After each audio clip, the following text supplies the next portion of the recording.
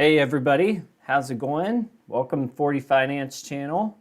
It's another interesting day in the life of growth stocks as the market is actually kind of holding the line from an overall standpoint, but we see plenty of the popular names and low profit type companies getting killed. My portfolio, which I did a review of over the weekend, if you didn't catch that video, it's getting tanked. It really is getting smacked around.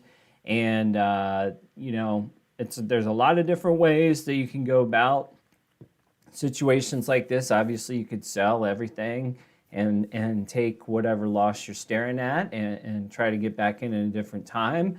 For me, anyhow, there is some selling that I would do and that I have already done. But if it's a long conviction thing, you guys know I talk about Visa and PayPal all the time on here.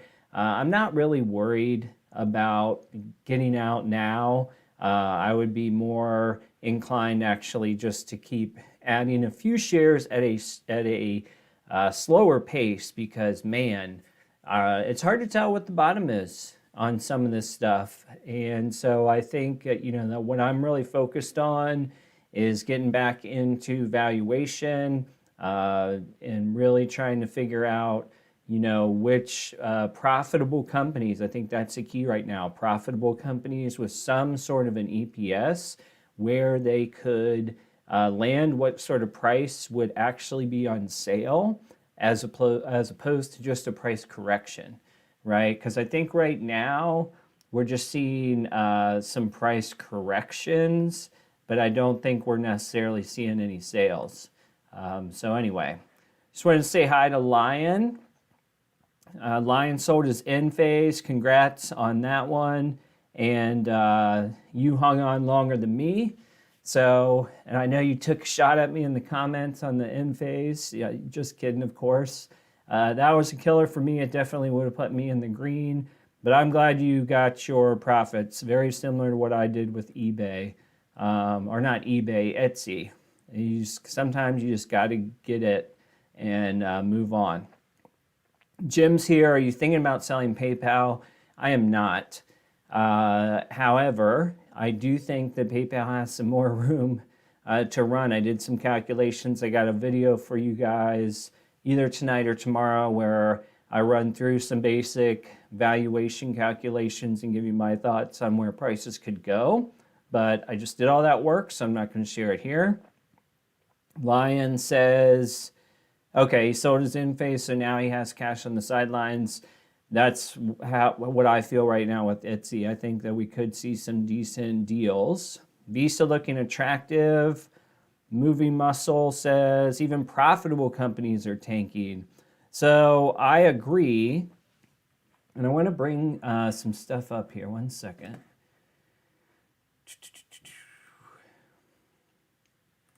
All right.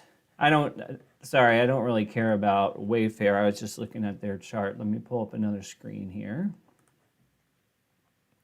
Here's our gainers for today.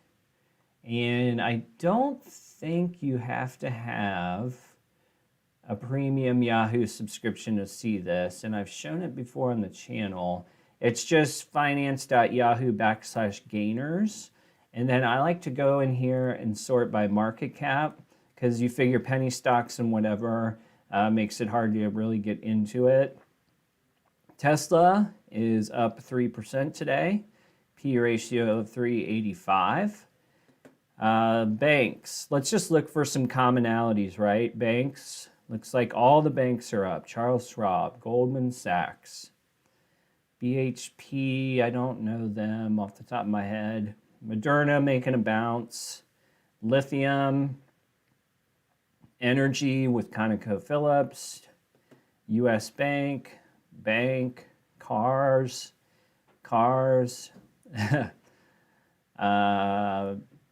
Gas. Best Buy out of nowhere. Best Buy going up today. All right, so you get the idea.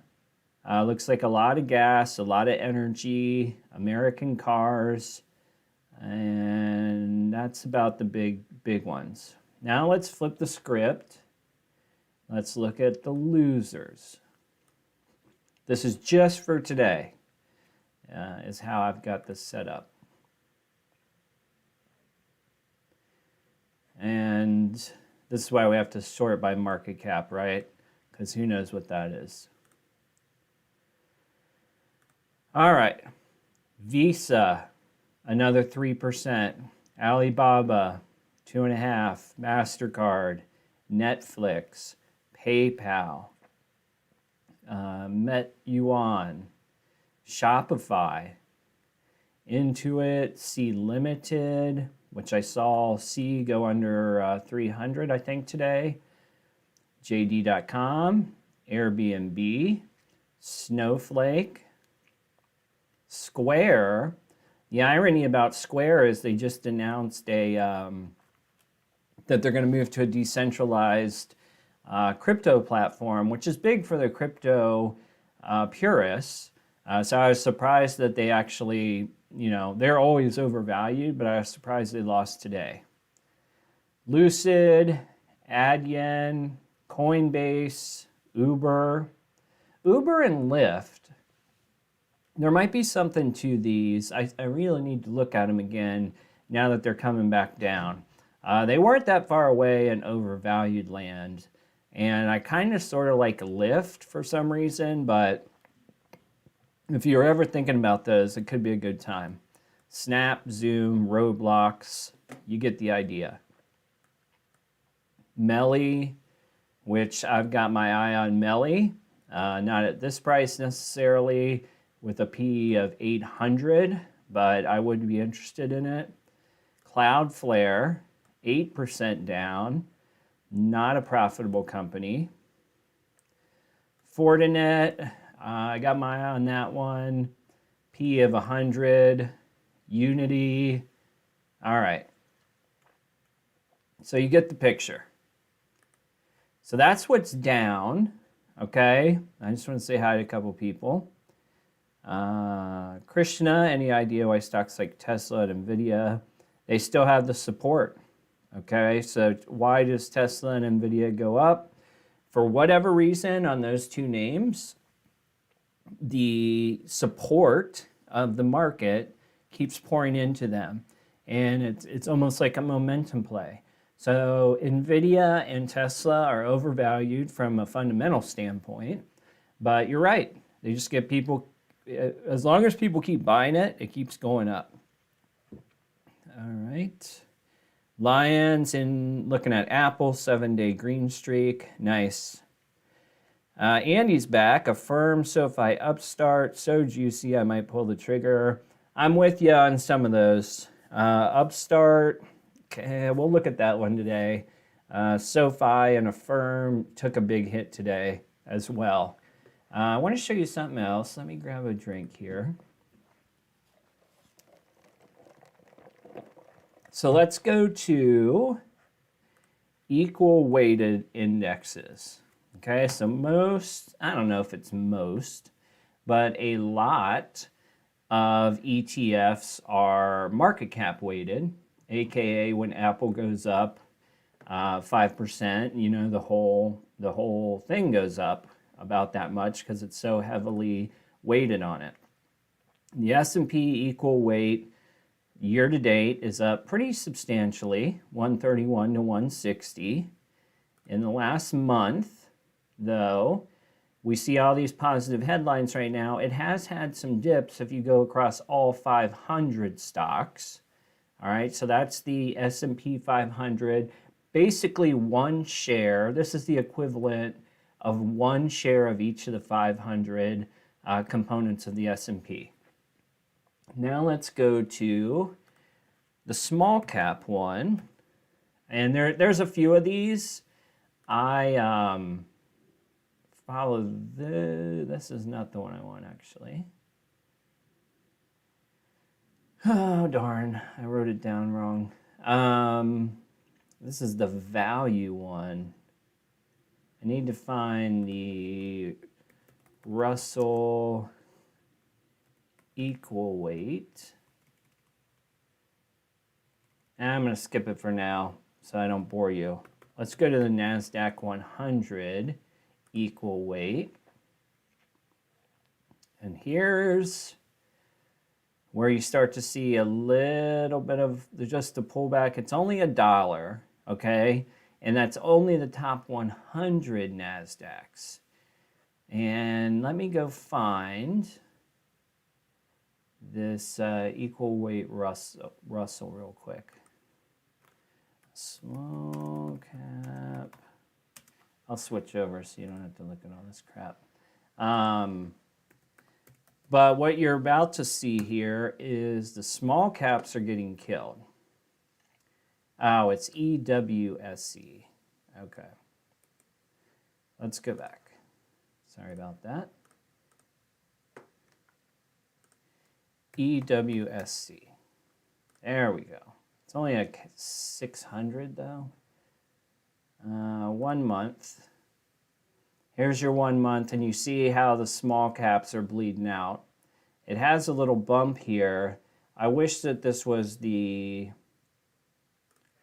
1,000, because I know the 1,000's getting hammered. There's 1,000. So small caps, compared to some of the others, are getting picked on a little bit, and you know what some of that is, of course, is the fact that small caps have a couple things in common across them. Number one is their valuation is a lot more arbitrary, aka open to opinion. So the concept of what is small today and how big it can get in the future, the 10x companies that you hear about, right? The 20x, everybody's got an opinion on them. So small caps can run up very high on somebody putting a good story together about them. And they also tend to lack some of the EPS fundamentals that anyone can argue with, right? So you'll start to get into metrics that include market cap in the calculation. So enterprise value has a market cap component to it. And it works when companies are profitable, but when they're not profitable and you're making up stories, enterprise value can be dangerous in the sense that it incorporates market cap, right? And market cap is just trading activity. It's not a business metric by any stretch of the imagination. It is just, the amount of money that are in the shares inflate the market cap. And sometimes that is, a very good metric to look at if you want to argue about, let's say, is Walmart or Target bigger or something like that. But if you're going to talk about like Rivian and you want to sell it to me and the first thing you talk about is market cap, I'm already not listening, okay? Because it's that is a metric that can be influenced just by having some momentum behind it. It's not a business metric. So that's what I would say is probably the most at risk here today with these small caps and companies that have low to no profitability, is just some things can look shinier than they really are. And you can use real numbers, okay, to make your case, even if your case is just pumping up, because you can show market cap, you can show trading volume, you can show price momentum and make a case for it. And we've all been suckered by it in some way or another with a stock that went down. And it's not even being a sucker, it's just being like, wow, look at this thing go from here to there, and look at these metrics compared to this and this. But you got to be careful with the momentum metrics. And even if you don't believe in EPS or price to earnings, you got to start to look at fundamentals. And to be fair, I got away from some of this this year, and it was costly in my portfolio. It really was, because of just how high stuff was going. I would say for me, as I think about some of the mistakes I've made over the past 9 or 10 months, I started to relate to the overvaluation, right? A lot of what I bought into were things where you could argue that with interest rates low, this is a good opportunity for money. Whereas, be honest with you, and you saw the S&P 500 equal weight, you could have still done your math on fundamental valuation, and you'd probably be more green, certainly, than I am, by just ignoring the overvaluation or pie in the sky dreams of some of the small ones. We'll see how it shakes out. And I'm a big fan of growth, but there's plenty of growth companies that have an EPS. And for me anyway, that's where I'm going to be focused on. So I'll pause there for a second. Trevor, how you doing? Bond market. Yeah, Jerome Powell, that was a big one. And hey, Kevin Hawthorne, how you doing? That's right here on the front page of CNBC. I think this is good. I think this is what we need in terms of, the market's going to change as we get into interest rate changes and whatnot. This is not the time to be goofing around with, is this person qualified? Is that person qualified? Just stick with it. Is it a 4-year term? Let me look down here. Term expires. To look at this. I don't know if it says it in here. Sorry, I'm going back, going fast. Okay, it is. It looks like it's 4 years based on this little paragraph with the stupid share thing in the way. Have praised his leadership and amiability since he took over for Yellen in February 2018. So considering that this is 2022 or will be 2022, it looks like it's a 4-year term. So I'm on for Powell. I think that he had an impossible job in COVID, and certainly anyone can question any move he makes. But for the most part, I think he kept a level head. If you ever watch, I say this joke all the time, if you ever watch like his Senate hearings where he, I don't know if it's once a quarter, he has to go to a Senate hearing and they get to ask questions.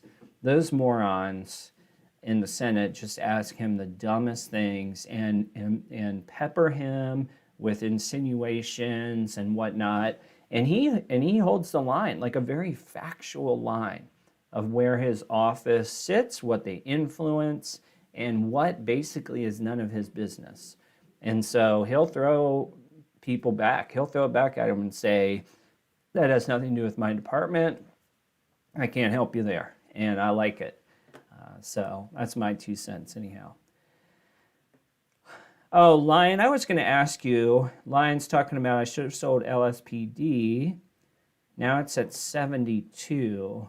And this was a great pick by you. Hopefully a couple people saw Lion on the chat. I'm in the wrong place. LSPD, Lightspeed Commerce. Yeah, and Lion's in Canadian dollars there, so if you're wondering about the price difference. But I can't remember when you first started talking about it, but I want to say it was pretty low, like $20 or something. And you see the high of 123. In the multiple conversations we had on live streams, I kept saying that it's hard for me to say. Lion's like, I'm looking at this one, I like it, and it's like, just from what I have available with no analyst anything, it's really hard for me to project. But Lion's been on the bull case for it for a long time, and hopefully you still have a chance to make some money. Hi, Rushir, or Mr. Amen. Appreciate your support. Andy, if you're still here, guys, this week is kind of exciting. And I know Andy plays in crypto, but I will be sharing my very small crypto plans that I have come up I'm going to be doing a series of videos that I can record prior to the Thanksgiving holiday, 2 or 3, something like that. That's what's going to go on the channel this week.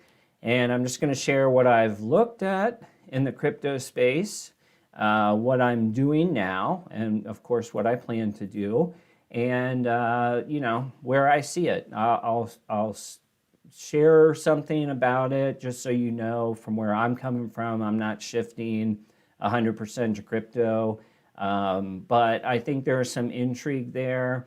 And for me personally, whether it's good news or bad news, it has hit an inflection point where I think it's getting too far to unravel, okay? So some of you might remember I bought GBTC back in, 2018, 2019, probably 2018 actually. That was when Cathie Wood started buying some Bitcoin, and they had the Grayscale Bitcoin Trust. And I threw a couple bucks at it, and I was like, you know what, whatever. If it turns into something, fine.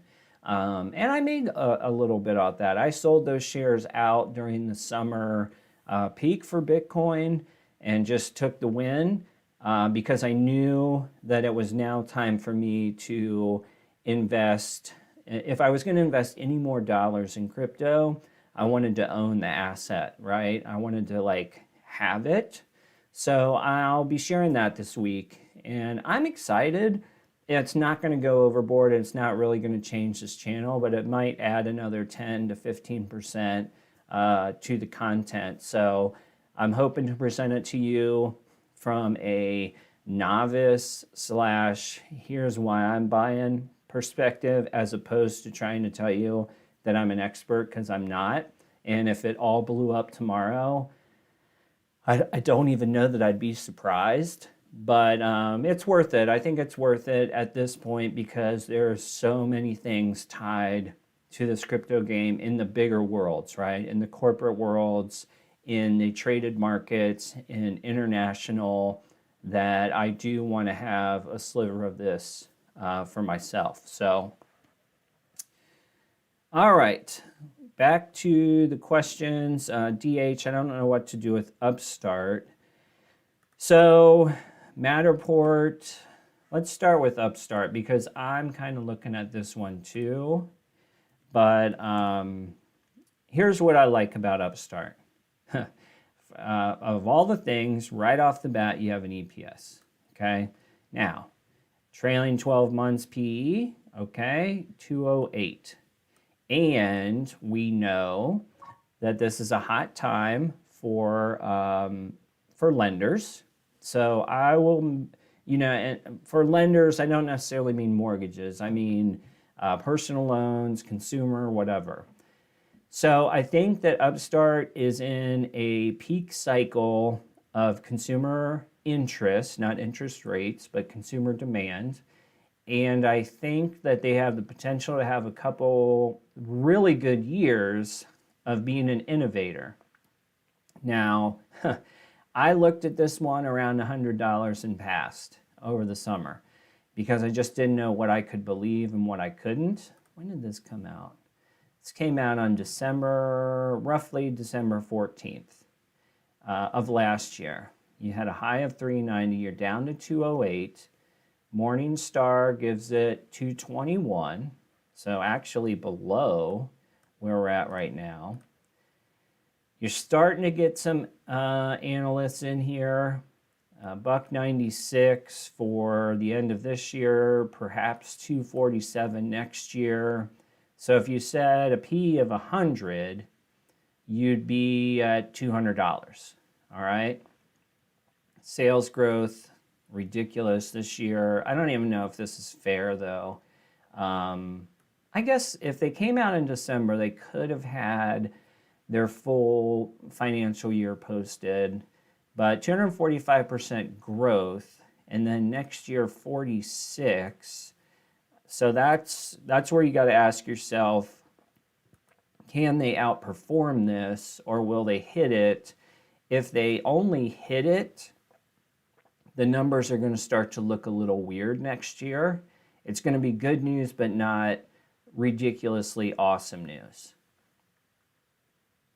On the EPS trend, though, 90 days ago, analysts said $1.61 for next year. Now you're at 247, including a 28-cent jump in the past 7 days. So it's really at 208. You could argue it's not cheap, but if you wanted to say that this was a 5 or 10 year stock and that they could grow their valuation or grow their EPS by 50% every single year, you would start to, whittle down on a forward PE of 100. It would take a while. So I guess for me, as I look at it and I say all these things out loud, man, maybe 150 would be nice.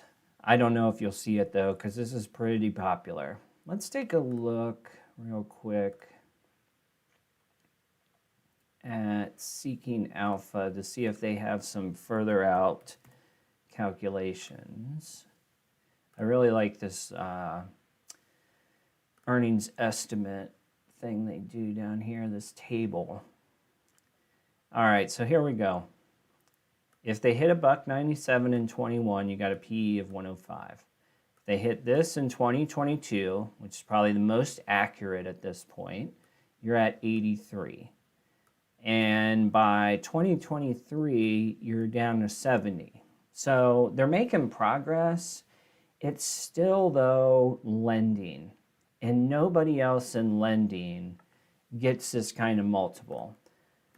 I haven't looked at Lending Tree in a while, but let's just do that for fun. Lending Tree is more of a marketplace. And you see their world, they got some funny stuff going on for next year. Let's take out next year, or how about right now? 218, forward P is 60. Upstart, you had a forward P of 43.46. Looking ahead to 2023, our Upstart had a 70. Lending Tree has 43.46. I still think that they're high. I think even that's high. Let's see what kind of peer groups we have here. Finvolution, Consumer Finance. Unfortunately, I don't know a lot of these. Let's just take this one for fun.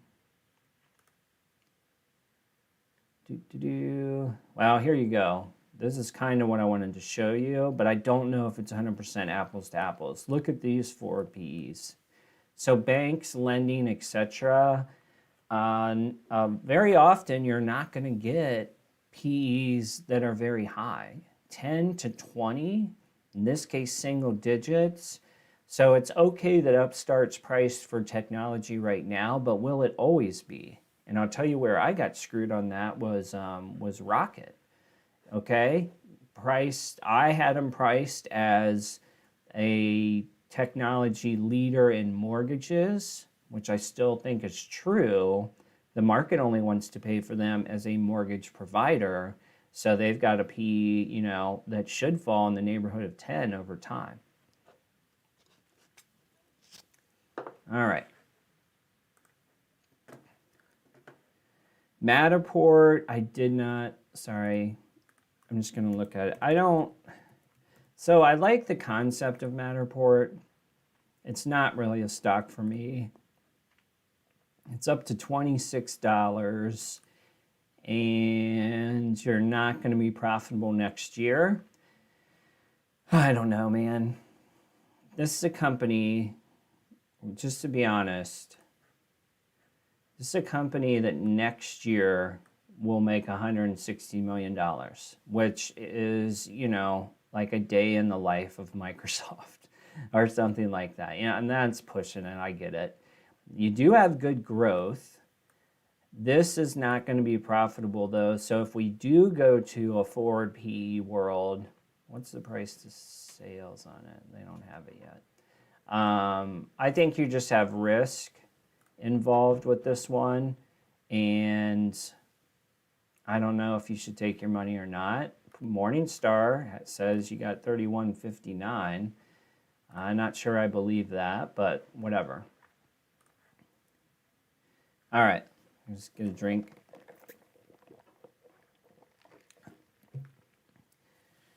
All right, so what price do you see as good for adding to PayPal? Be patient. I think, unfortunately, I hate to be the one that says it, but I think it could slip even more. And you are at, right now, 188, bounced a little bit. The low today was 185. It's just the momentum is so down right now. I would wait. 188, or if you want to start, buy a share and keep watching the market. Maybe you can keep getting it lower. If I was going to have no shares of PayPal and get excited about buying, it would probably start at 175, and it would not even be all in at that level. All right, Lion. Alibaba, 1.2 million active users. Market cap, 69 billion in cash. Yeah, we'll look at Alibaba here in a second. I just realized I skipped over a couple people. Kevin Henderson, what do you think of RPRX? Don't know that one. Off the top of my head, anyway. Oh, pharma. I don't know. It's been a publicly traded stock since July of 2020. You do have an EPS. I'm not the right guy to ask for pharma, but here's a freebie. Morningstar says 42. Do they have the growth? I don't see analysts projecting a whole lot. 3% this year, 1% next year. Not intriguing to me, just looking very quickly at those metrics. Good price for Cloudflare. This is a tough one because they're not profitable. And this goes back to what I was saying earlier. In regards to when you lack EPS or other certain fundamentals, there's a lot of stories that can be told. 192.99 year to date. You are up big from 79 to 192. Most recent dip was 115. Fair value at Morningstar of 148. You know what we're going to do for this one? We're going to go back to Seeking Alpha and project ahead. All right. So at least in Seeking Alpha's world, they have, maybe next year they get a penny, okay? Which puts your forward PE at whatever that number is. And then at 2023, you might get to 10 cents and get 2,000, okay? These aren't even, I don't know what to say about those numbers, but they're not good numbers. If we want to go price to sales, so if you want to make the argument, well, Cloudflare's growing 50%, 30%, 30%, 50%. These are still ridiculous. I mean, 100 times sales, not profits, sales. So if we did just go here and I said I wanted to get it down to 35 times sales, or roughly half, I mean, there's an argument here that Cloudflare is less than $100 fundamentally. And some people won't see it that way because of growth and perhaps optionality if they start new lines of business. But here it is today. I don't own a single share. I've looked at it. I like what they're doing. But there is, if this said $92 tomorrow instead of $192, then I would go down these charts and I'd be like, oh yeah, that makes sense. So that's what's scary. And CrowdStrike's right there with them. I looked at CrowdStrike. The best I've found so far as high growing or decent growth in cybersecurity. Fortinet has been on my watch list. This isn't awesome, 87 PE, but at least it's under 100, which is, you know, they've been in business longer. December 22, you could get to 75. I mean, this is really the forward PE right now because they're still in 2021, and forward PEs are supposed to look ahead to essentially the next year. So I would take this 74 and say that's about where it is. And from a sales perspective, though, this year 28%, so much lower than Cloudflare, and then sub 20s, but you still get close to the 20s, and that's if, you know, they're not being underestimated.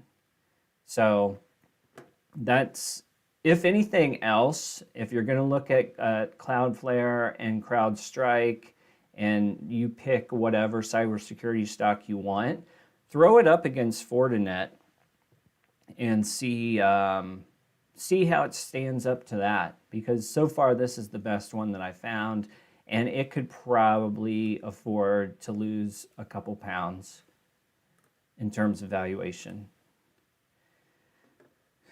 All right. Lending Club. I don't know Lending Club.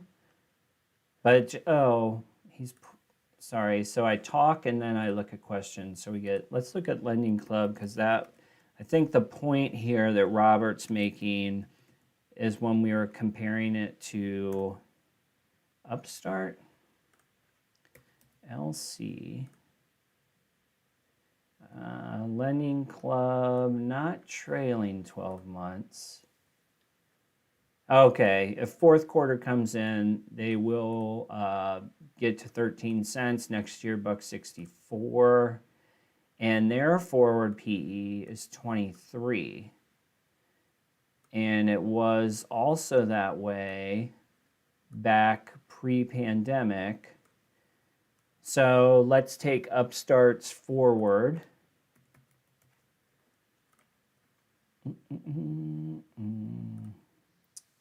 So Upstart at 247 times, let's just say 25, if we want to compare it to Lending Club's multiple, right? And you have, you know, whatever that is, $70, $75, something like that. So pretty crazy. This is an intriguing company with a not so intriguing valuation. All right, Alibaba here for Lion. And I'm getting close on Alibaba, I will say that. You guys know I don't usually buy Chinese stocks, but this is starting to get a little ridiculous. And this one's in my video today that I worked on earlier, but I'll spoil the fun. Here's what I did. I took, by the way, these valuation metrics on Yahoo, I do the premium subscription, which, whatever, it's not necessary. I like it.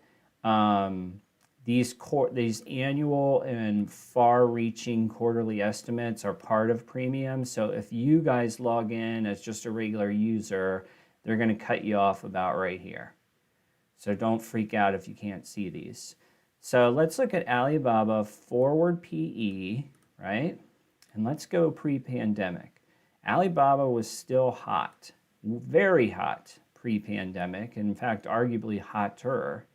And you go across the board back to March of 18, you had this nice, steady 25-ish for a forward PE, right? Analysts for this year, they're already in 2022, so we're not going to look ahead to next year. Analysts at 887. I have to use a calculator off the screen. 887 times 25 is $221. You're at 137. Morningstar did fair value of 188, and I happen to have read this analyst report. There's more details to it than just this, and they added sort of an uncertainty discount to it. So they really were in the 200s, but they said, you know, because of where the world is right now and China government and blah, blah, blah, we're going to downgrade to 188. That's still like, you know, if you just rest on Morningstar, that's $50. If you go through my kind of standard valuation, you have almost $90 in there. Question is, how long will it take to get there? For myself, I'd really like to see a bounce before I bothered. I mean, you had this bounce from 139 on October 4. Then, you know, everybody thought we're back in the green. It's 177. Now you're at 159, right at the base of 50-day. But RSI is only 29. And RSI in August was 22, roughly. What other low points have we had? RSI Christmas of 2020 was 22. It's hard to say if this is the bottom or if it could just keep going. I mean, this chart ends, this is last week, 11/17, because you see the close price is 159, and then you lost a little bit more today at 137. So I don't know. I guess I would like to see more of a base form because I'm learning a lot of hard lessons right now with the wrong base forming on all of my stocks, basically. So I'm interested in Alibaba, but I'm going to wait to see what happens. I don't think the way momentum's going right now that we're going to wake up and see it jump $50 in a day. I think that you could see some life, though, sooner than later. So I'm watching it, and Lion summed it up pretty well with his metrics there, with billions of users, billions of dollars in cash. It's hard to argue, to be honest. Corey bought PayPal at 263. Keep watching through the end of the year. If you don't have that many shares, you might be in a position to just take the loss. And I'm a huge PayPal guy. I'm under 200. I'm at 190-ish. So this doesn't hurt me as much, but it does bring me back to flat. So just watch it, Corey. Hopefully you've had other gains in the market and you can use the loss to offset your taxes. Let's see, Sabrina, what do you think about Visa at 212? I think at 212 it could get back there certainly by summer of next year. But if it's killing you, then you might be able to sell. Visa's not that far off on fundamental valuation. It's really not, because you can go do that same math I just did, or you can wait to see my video tonight. It's not that far off. Jordan, Discovery looks like it may have hit bottom or trying to break out. I've looked at Discovery several times. I like the same things you like, Jordan. Let's look it up here.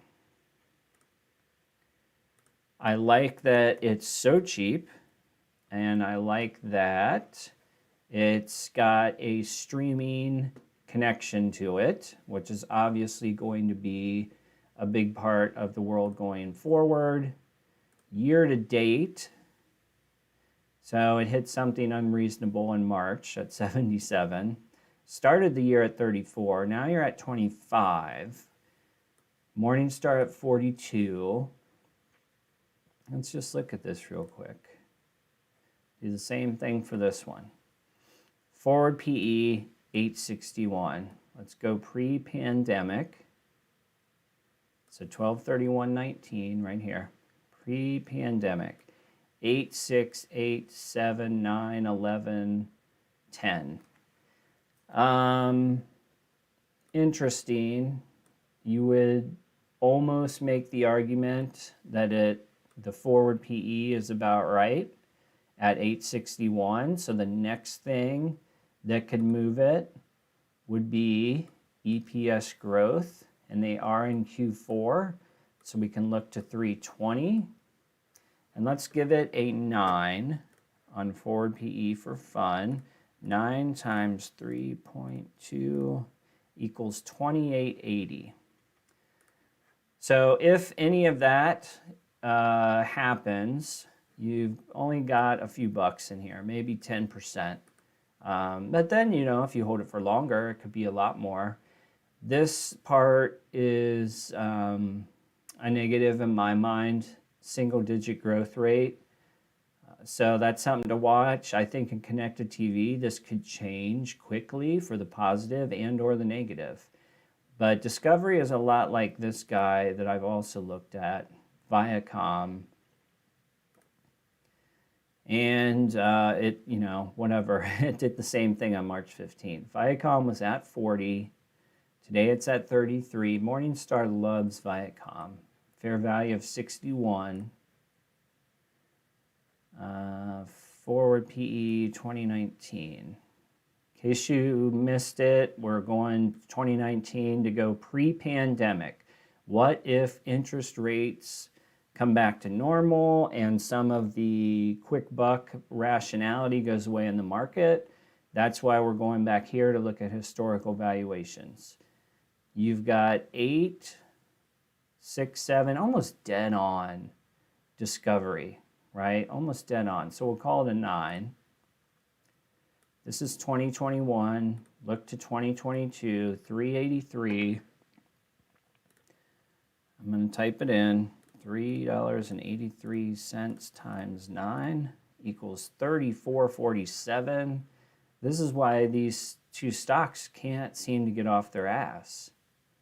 And God, these guys are mirror images of each other. 4% projected growth rate next year. I mean, take your pick on Viacom or CBS. And I think that this is off memory. I think Viacom's got some debt. Yes, they do. Total cash of $5 billion, total debt of $19 billion. That's still lower than their trailing 12 months revenue, which is good because they've got enough money coming in. But something to, kind of watch out for. I didn't look at Discovery debt. For Viacom, I would say that debt is needs to be watched. And God, Discovery is the exact same thing. Almost $15 billion. Revenue, though, less, trailing 12 months revenue less than the debt. I don't typically like that. So I don't know. I don't know if there's anything there yet on those. Nothing, in my opinion, to get super excited about anyway.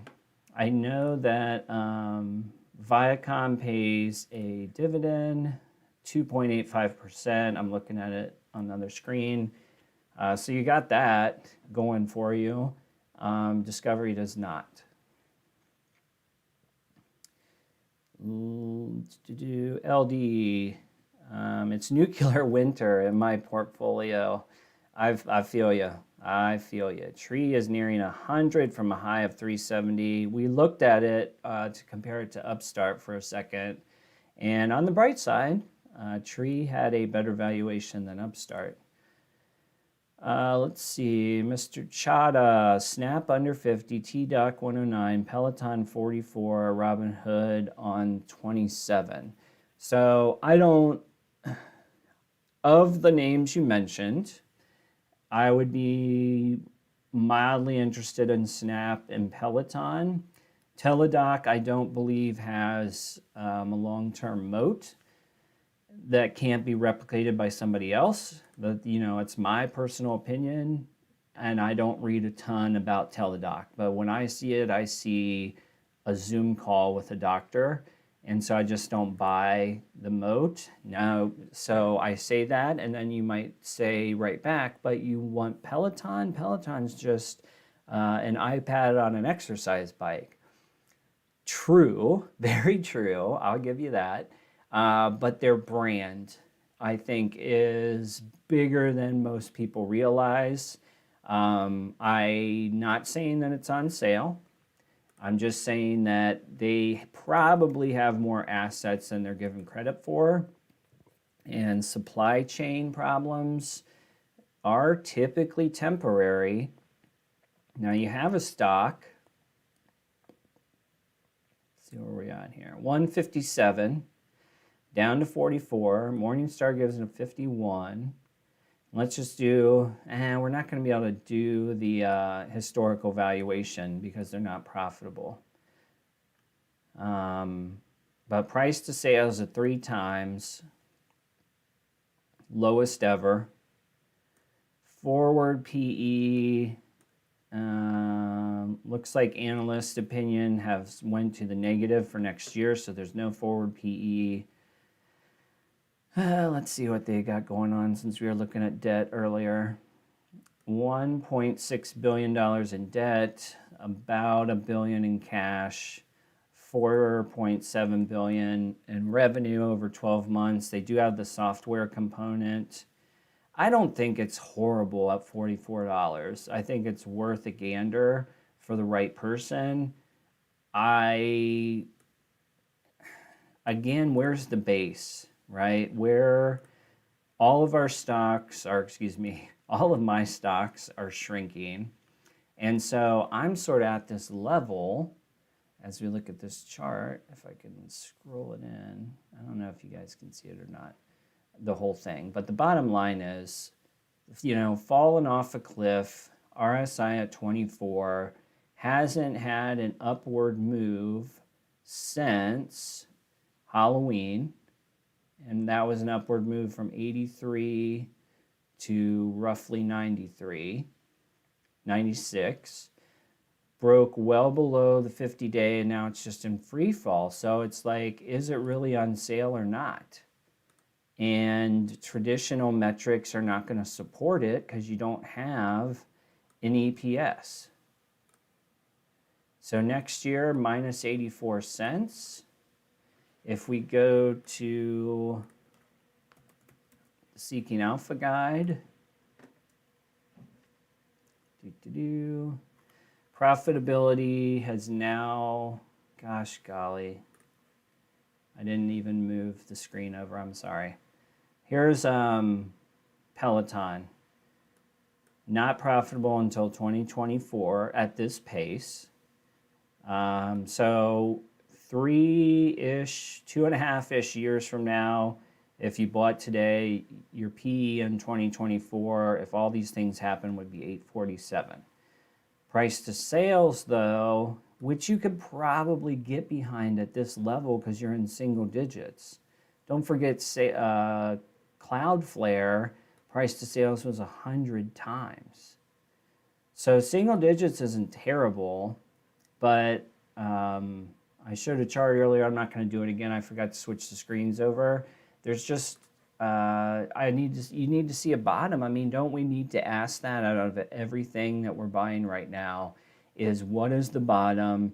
Let's establish the bottom and see when things curl up. That's a big thing with PayPal. I bought some of 5 shares here and there on the way down recently, and I will buy more, but so far I haven't seen the base. All I see is down. So that's just one of the things I'm looking at. Eric Lee's down in the ad sector. I feel ya. Magnite is just a colossal loss. I'm okay on it at like 29. It's under 20 today. I will see if what I think happens, which is Magnite's core publisher group carries them through this. However, it's not been super pretty of late. And does it go back to 29? Probably not in the next 60 or 90 days. I'd be surprised. And I might pick off a few. I don't really want a ton more shares because I accidentally bought too many.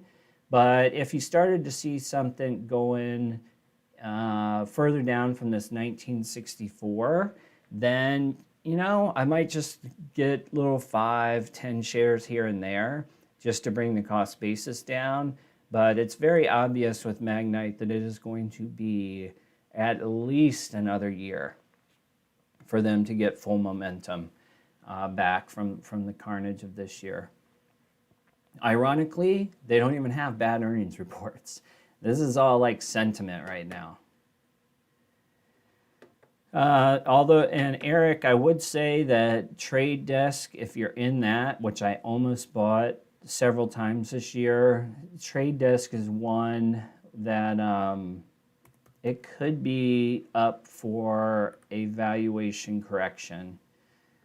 Today it's at 101, and it has a P of 139. Next year's EPS 91 cents. So it would not surprise me if Trade Desk gets pulled down, seeing what else is going on in the market. Magnite, the fundamentals of Magnite are actually stronger than Trade Desk, which is crazy. Lion, Disney and DraftKings partnering up. So my understanding, first of all, DraftKings is already in with ESPN on some level. And so I don't know. The only thing I can figure would be more demand from the Disney side. Disney's going through some conflicts with this. I should say, this is what I've read. Disney has some internal conflicts right now in which direction do they want to go. They are thinking about adding more adult-like content, not only to Disney Plus, but then also getting heavier into gambling, etc., for the ESPNs and whatnot. That, though, is not just going to happen overnight because they're concerned about branding and all the things that go into that world. If Disney does choose to go more towards adult and or spin off ESPN so that they can focus more on gambling while keeping the core brands safe from that world, it would be a win for DraftKings. I don't think the news or the rumor is going to do anything for DraftKings stock because they're already getting money from ESPN, partnership-wise. And I think with DraftKings, they've got such monster partners now with NFL and everything. I don't even know if they need the ESPN segment more than they already have. So that would be my take. Igor, Apple keeps going up. Yeah, and I think, I always say Apple's ahead of itself, but let's be fair. They continue to outperform. 164 today, up 2%. Forward PE of 28. And that is for this year through, this fiscal year through September. Let's take a look pre-pandemic where they were.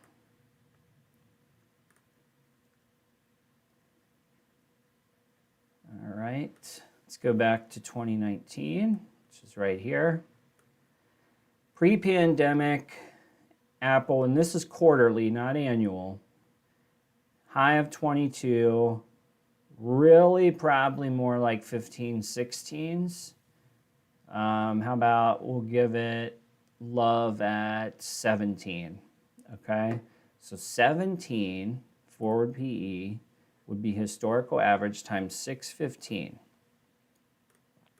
Doing the math for you. That's 104.55. So just be careful. Enjoy your Apple. I would not buy it at this price.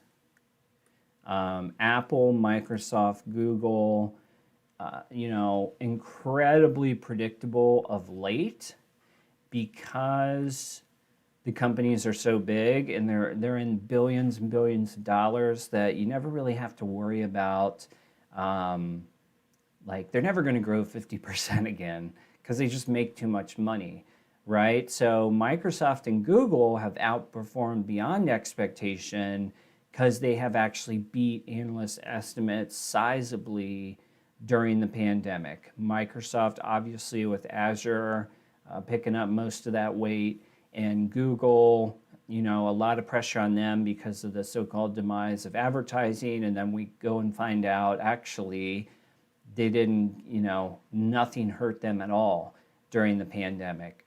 But Apple is probably easier to project for analysts, professional analysts, not me. They're probably easier to project because they're selling consumer products. And I know the services business and all that, you know, I think we've got a pretty good feeling on the services business now. When it first came out and it was growing so fast, it was hard to project. And now I feel like you can kind of just go by the units that are out there and add like a metric of some kind, like revenue per user to the number of units out there, and you'd probably be about right on it.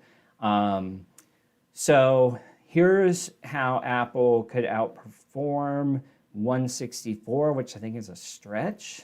I think they're either lying about Christmas, right? That there are so many millions of units short for Christmas demand. So they're either just flat out lying about that, and they'll sell more than they said they even had, or else what they said will happen, and Apple will come down slightly. It's never going to tank.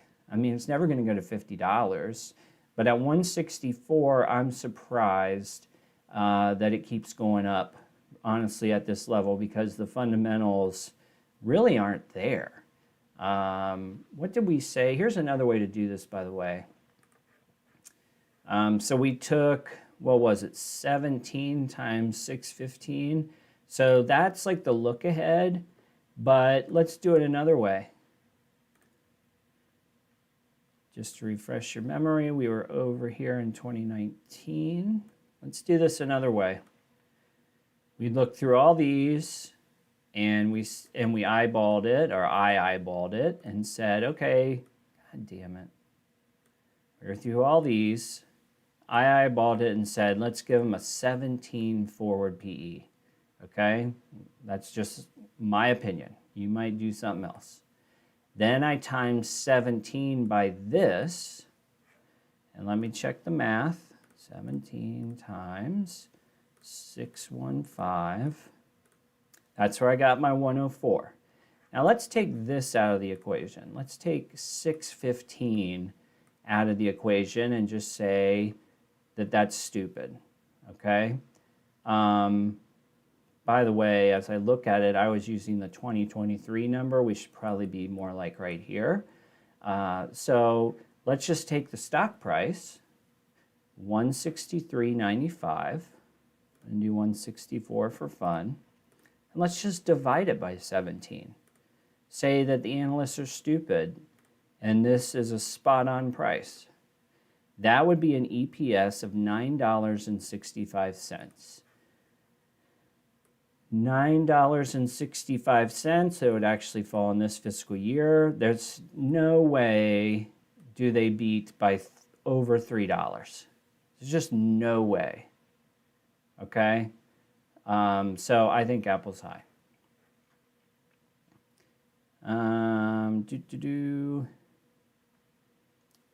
Who we got here? Eric says he's in ATY and apps. ATY way down. I don't even know ATY, but you said that you're in ad tech. Oh, Acuity ads. Be careful, as somebody who's been in the industry, be careful if they're primarily banners or programmatic. You know, programmatic, aka display. The only reason that I was attracted to, let's see, they got display, video.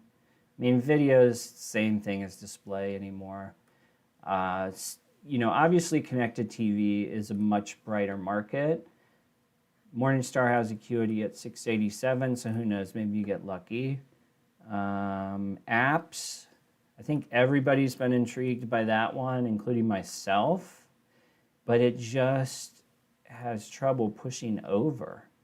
I mean, it does this all the time. Yay, things are going well. No, they're not. Yay, things are going well. All the way to November 2nd, drop off. So I don't know what's going on in ad tech, but it's not good. And I'm feeling the pain with you. Here's Magnite. This is my stock. Way too deep and underwater. And this one, this was the false run up. I did not buy here. I think I bought here around 40. And I've peppered in all the way down. And here we go, below $20. Next year, or this year, they might get 50 cents. Next year, they might get 63. They got that close to 30% growth rate that I'm looking for. We'll see if it happens. Pubmatic, if anyone's interested, I would say, like in hindsight, Pubmatic is the most fundamentally sound out of the group. But, you know, for some reason their EPS projects down next year. So that could be a problem when people wake up and see that. I don't know. Nike, Fortinet is the dinosaur of the network world. I wouldn't touch that. And that's fair. You know, I will say that compared to the valuations of the up-and-comers, that one actually has a fair valuation, but I'm not, in no way am I a cybersecurity expert. And when we talk cybersecurity, guys, like in this stocks game, we're not talking about you and I and our little personal computers and YouTube channels. Like that's nickels and dimes. You want to get into database security, edge security for content providers, people who are pumping just megawatts of content out on a just minute by minute basis. That's where the money is. If you see like a SPAC for a consumer cybersecurity, like AKA selling Norton subscriptions, waste of time. There's not enough money in it. People will never prioritize it to the level it should be prioritized. And stick with who's doing games in corporate, because that's where the money is. All right, Lion says, Apple stagnant for a while given their growth. I think Apple is fair. If you compare it to PayPal, Visa, Apple is realistically a better buy. Maybe not on Visa. Right now, I still think PayPal has, you know, staring at it right now on where analysts are coming in, PayPal has some room to fall. But as I put up there for Apple, I also think it has room to fall. Now, one thing that Apple has that not very many other companies outside of FANG have is an absolute war chest of money, zero concerns about debt, and the ability, so if you talk about optionality, the ability to spin up something like headphones out of freaking midair and add billions to your bottom line. So I will give Apple optionality, I'll give Apple cash, and I'll give Apple the brand component to sell millions and millions of things at the drop of a hat. Valuation-wise, I don't think I'd give it. I honestly don't think I would give it over Visa, but I'd be a homer for it. When I say that, I'd have to be fair that I own Visa and I see a lot of value in it.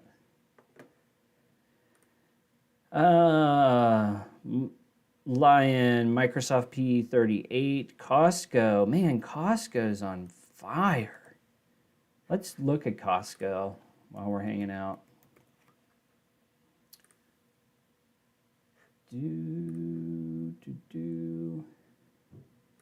By the way, I didn't look. I meant to look this morning to see what the market's doing. Obviously, it's not open on Thanksgiving, but I was wondering if it's open on Wednesday. I didn't get that far, so if you know the answer to that, put it in the chat. Should be easy to find online. Sometimes they do, like Christmas Eve, it's open for a couple hours or something. It could be interesting. But speaking of Costco, trailing of 48, you want to see some funny Historicals. Okay, trailing is 48, forward is 43. Now let's go back to pre-pandemic, which is going to be right about here. 30s and 20s. All right, 30s and 20s. If we take out these two 34s, which were pre-pandemic, just to be fair, you're probably more like a 28. Just me eyeballing it, maybe. So let's just say 30. Let's call it 30 for fun. We're just doing eyeballs here, so it doesn't matter. They are in 2022, so we don't have to look too far ahead. 1220 is your estimate. So 30 times 12 is $360. All right, they're a little bit above that, so let's just say 375. 375. Who would think Costco would get to that level of arguably overvalued? With, this is even funnier, single digit growth. Now it's retail, to be fair, 59.59%. I just like, the thing that's amazing about Costco, I have a fair value of 391 out of Morningstar. What's interesting to me about Costco, and I don't shop there. I probably should because I have 3 kids, but I think I don't need 700 pounds of paper towels. Beyond my opinion, though, what is the retail growth footprint, for a Costco? We saw they had single-digit growth. I'm sure they have decent opportunity to expand in-store sale margins, become more profitable as they buy in bulk over time. I just don't know what, outside of you telling me it grows 10% a year on stock price and you get a 0.59% dividend, I don't know. Outside of maybe safety, but I'm arguing 542 may not be that safe. So if you said that this one was right at, how about Morningstar fair value? 391. Take my estimate away. At 391, single digit growth, a couple bucks in dividend, I struggle to see who buys this at 542, but people are buying it, so good for them. But that one absolutely makes no sense to me. Like, if we're going to stick valuation on the line and we're going to pay up, maybe you can try to talk me into like a Cloudflare with the 50% growth rate, right? And then I can kind of understand where you're coming from. But Costco, unbelievable, unbelievable. Danny's here. I'm very bull on QQQ. Yes, I'm with you. And as a matter of fact, I am probably going to add QQQ to my portfolio in 2022. Don't be surprised if you see that video, because if I learned a lesson about myself here in this year after the pandemic is not everything goes as planned. So I am definitely thinking about, I already have a ton of QQQ in retirement portfolios, so I'm in it. I mean, I love it, but I think it's worth having a percentage in the one that I share with you guys, a sort of retail account. It's almost like stupid protection, and I made some dumb mistakes this year, so I plan on doing that. I also would encourage anyone who's doing stuff with ETFs to consider a consumer discretionary ETF of some kind, and there's a million of them. I do IYC. I have another one that, dang it, I can never remember what that other one is. XYL? XL, what's XLY?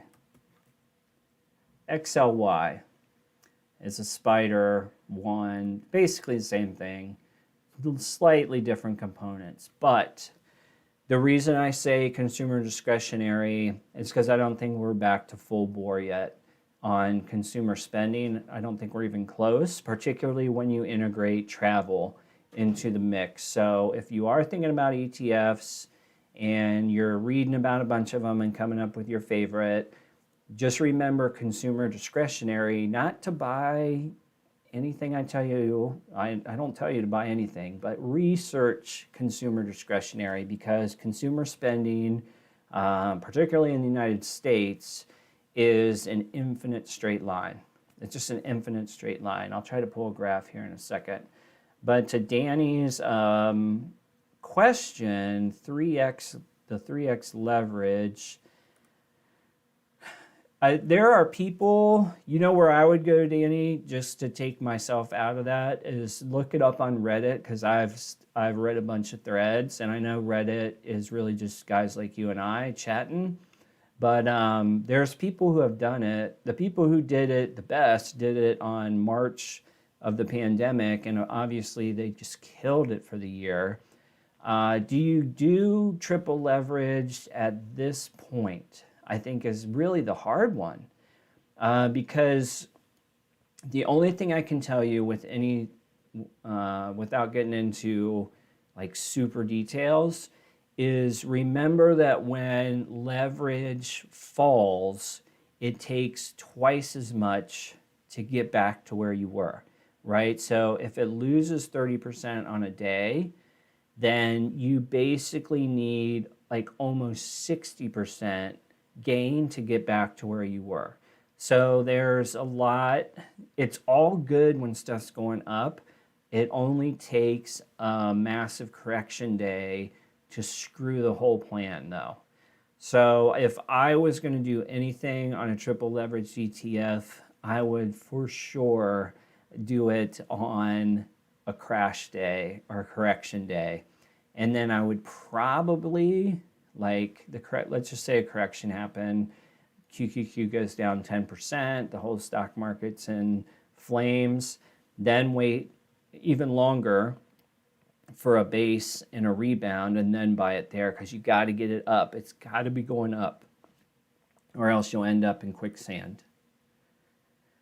Yeah, I want to show you something real quick. Consumer spending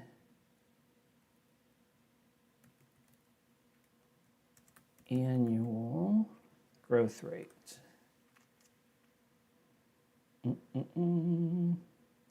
I wanted to find, this one might be, this isn't really the one I was looking for, but I'll put it up here. Consumer spending 1970 to 2021, billions of dollars. You see what's going on there. And here's the thing. When you study consumer spending trends across long periods of time, these things like the housing crisis and whatnot, and hell, even the pandemic, which actually is not included in this chart, which is sort of annoying. How about we'll stick with housing crisis. Barely puts a dip in it right there. And this is 1970, 646 billion. What's 1980? Almost triple of that. 1990, double of 1980. 2000, double of 90, right? 93.8. 2006.7, not quite double, almost double. 2000 to 2010, about 40%. And then 2010 to 2019, so pre-pandemic, what number do we have there? We have 40%. So when I talk about consumer spending, and I mean, I'm sure that a smarter person than me would tell you how, it's tied to inflation. Inflation's always going up. Like, I get it. But gee whiz, it doesn't go down. It doesn't. I mean, if we were in that chart with 1970, you had some oil crisis in there, you had Desert Storm in there, you had 9/11 in there, you had the housing crisis, which we saw. It's probably safe to assume that the pandemic crushed 2020. It didn't show it in that graph, but it just doesn't stop. And it is literally unstoppable. And everything that you can think of. So let's just say you're talking to Uncle Bob at Thanksgiving, and you pitch him this thing, right? Consumer spending never goes down. And we'll pretend Uncle Bob's an old guy, and he's going to say, well, it is now. Inflation, gas prices, interest rates are going up. Consumer spending is going to hit the bottom. And that's not true because prices are going to go up. It's a price metric, right? So just because you only have $4 to your name and the only thing you can buy is a gallon of gas instead of a gallon of gas and a pack of cigarettes, you still spent $4, right? So that's why consumer spending wins. Pockets of it go up and down. Discretionary can be a pocket that goes down, but if you look at discretionary across the board, it gets down to almost services, right? Because you're going to have, let me pull up IYC, just so you can see how far this spans here. IYC, it's not components, it's holdings.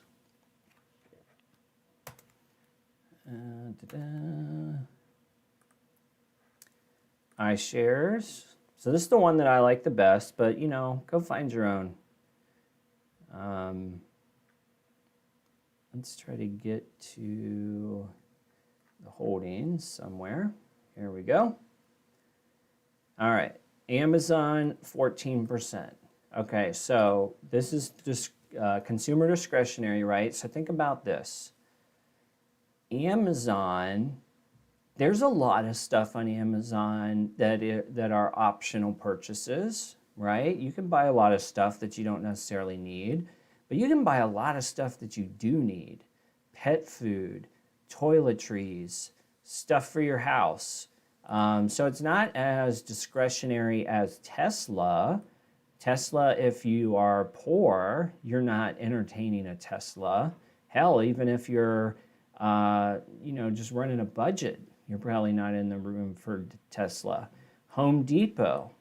Home Depot, I would argue, has more things that are needed than discretionary. Now, sure, you'll go in there and buy a ceiling fan you don't need or something. Netflix, entirely discretionary, but what if you don't have a lot of money and you want to sign up for something? Well, Netflix is like $7 a month for the low tier, okay? Costco's in here. It's basically grocery store shopping. Disney, which is not included in the XLY, the other one I was showing you. That's one reason I like IYC better, because Disney benefits from consumerism in general. Nike, Walmart. There's a lot of discretionary purchases at Walmart. There's a lot of freaking grocery store sales at Walmart. McDonald's, Lowe's, Starbucks, Target, Booking Holdings, Travel, TJX, GM, Uber, Lulu, Dollar General. These are the biggest stores and purchase opportunities in everybody's life. Video games, Marriott. So I don't think you have to buy the IYC. Hell, Spotify's in here now.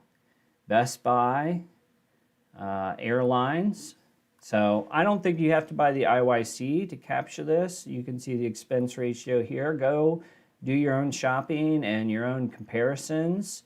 But I think at the end of the day, when you look at the list of people or companies that are in consumer discretionary, you'd be likely to think, without seeing the names, that it is you know, ritzy high-end things.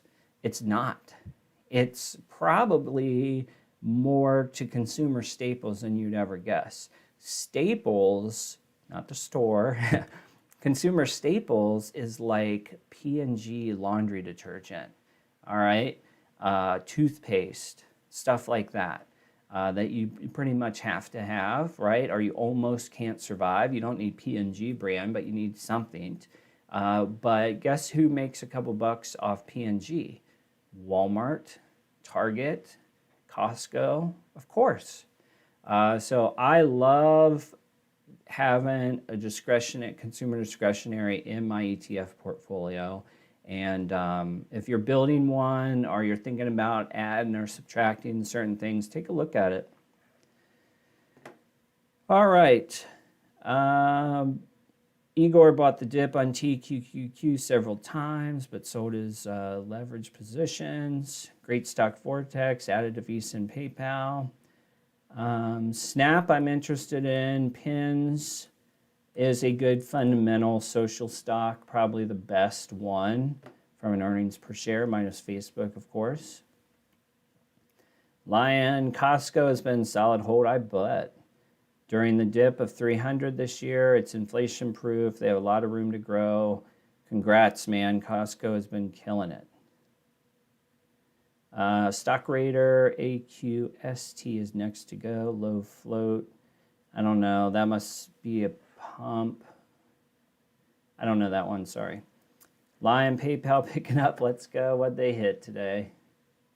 By the way, I sat down for today's live stream, and it's a lot easier on me. Not that I'm physically incapable of standing, but it just feels better. Allows me to be more patient. 192, we're almost at par for the day. And NASDAQ, is that showing up? Yeah, NASDAQ minus 4%. So we had a run up in the morning, sucked at lunchtime, and now it's coming back. Let's see what happens. All right, guys, I am going to run. I appreciate everybody for coming out. And look for my valuation video tonight. You got a little bit of a preview on it because we did some of the basic math on several stocks today. But it's interesting. It's just interesting to think about it. It's not a price projection as much as it is like, hey, what's the eyeball test on some of these names? Like, do they look fairly valued? Is the price, for example, on PayPal, has the price come down to a fairly valued standpoint, or is perhaps there more to go? And that's what I do in the video, so I hope you enjoy it. Thanks again, everybody, for coming out. We'll see you on the next video.